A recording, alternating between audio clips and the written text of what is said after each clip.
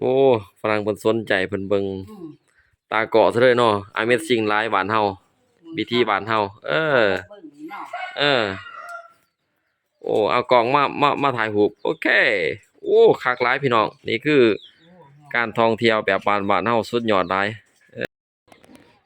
เมื่อฝรั่งเห็นแล้วเพิ่นก็มาอุดหนุนมาซื้อซอยโอ้คักหลาย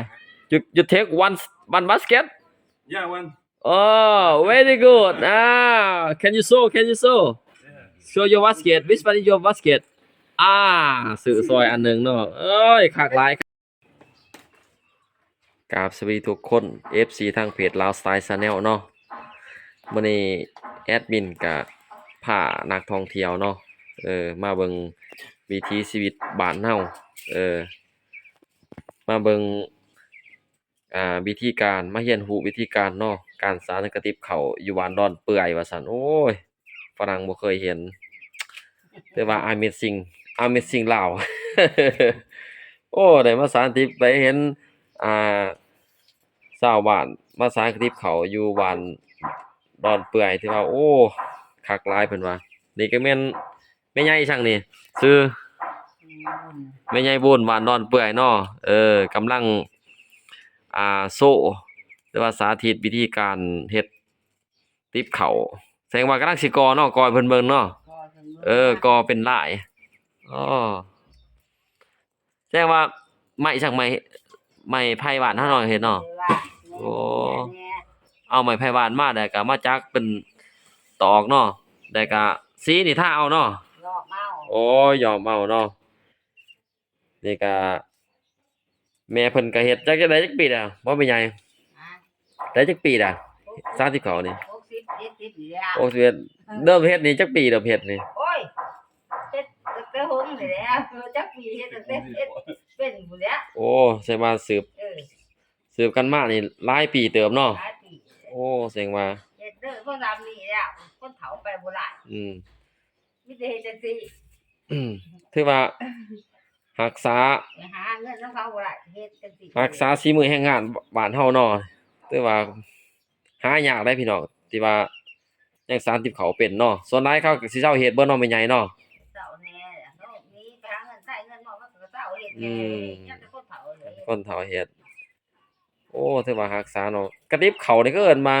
ดั้งเดิมมาจากคนลาวให้เนาะเฮ็ดนี่เนาะข้าวเหนียวเนาะคนลาวเขากินข้าวเหนียวแสดงว่ามันเป็นฝีมือของคนลาวเฮาได้พี่น้องนี่ฝรั่งมาเห็นนี่โอ้จนเหงือดเนาะจักสานจะเบิ่งลายจนเจ็บหัวเนาะ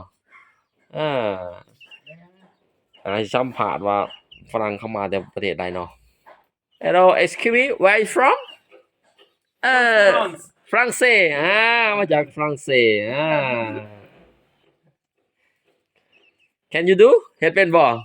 No. No แอดมินถามว่าสานเป็นบ่แกงหัวเลย Can you try No.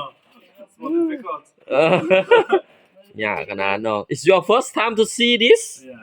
Yeah. เป็นครั้งทำอิฐเนาะที่ว่าเห็นที่ได้มาเบิ่งมาเห็นข้าวสารติบข้าวสดๆเลยเนาะโอ้ In France No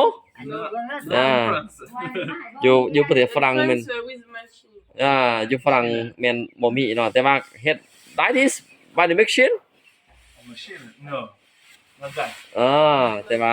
จักสานคือกันแต่ว่าอยู่ฝรั่งหั่นเขาได้นำใส่เครื่องจักรเนาะแต่ว่านี่ได้พี่น้องโอ้ยสร้างงดงามเหลือเกินเนาะ this โอ้แม่ใหญ่เพิ่นมาโซเลยเนาะหน่วยเท่าไหร่แม่ใหญ่ขายนี่115โอ้ยพอซื้อเนาะอยู่ว่านอนเปื่อยเฮาเนาะร้อนเปื่อยเมืองม่วนรับประโมกแขวงจำปาสัก FC อยากไล่เนาะสั่งมาไล่เด้อหน่วยหนึ่ง 15,000 เนาะหรือว่าฝากทางแอดมินซื้อให้ก็ได้เนาะส่งให้ทางพี่น้องทางอเมริกาบ่หรือว่า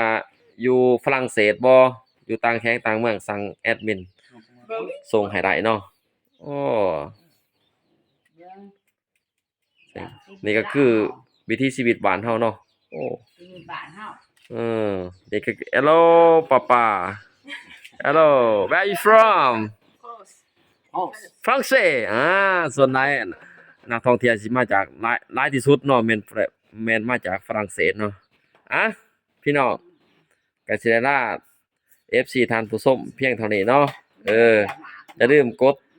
ติดตามกดไลค์กดแชร์เพื่อเป็นกำลังใจให้ทางสองลาวไซชาแนลเนาะทุกคนอ่ะอยู่ดีมีแห้งพอกันใหม่ EP ต่อไป เสียหมากนี่เสียบ่ Avec le bétail, non